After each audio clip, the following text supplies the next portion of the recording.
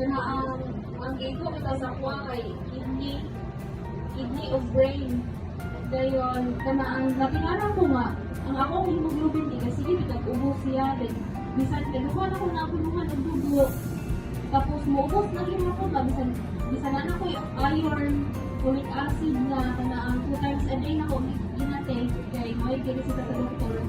Nagaubos na gihapon tapos sige ko ginistaan sa doktor ang katong epo bitaw nga kanang i-inject sa tiyan para mo taas ang hemoglobin.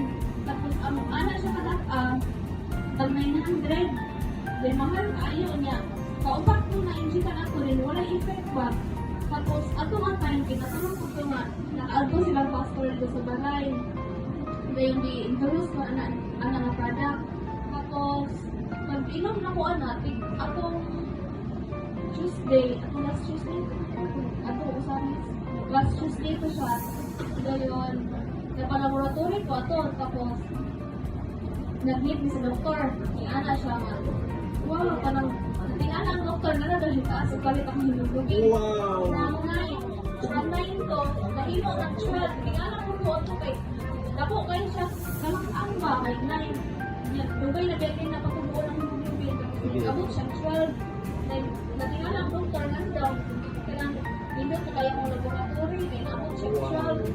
Tapos, abi ko ito niya nga tungod ko sa pag-inject na info.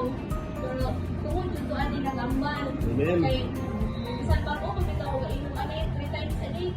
3 times a day ko kana gitay. Tapos kuan na dako na kay siya kabaguhan basta ako gawas. Bago pagali mga April pa. April ba? April, May. Kinapag ka. Buha pa kabulan. Wala pa kaabot. Tapos ingana na ang epekto bitaw. Tapos pagbalik na kong sunod, ingana na sa doktor na, wow, hindi ko magkihapon yung mga laboratory gel. Tapos ikuhaan ako niya isa ka maintenance. Wala na daw protein akong ihi. Dayon, kanang salamat kay ko ato kaya nakuha ako ng maintenance kay mahal kaya ng maintenance sa lupot bitaw ka.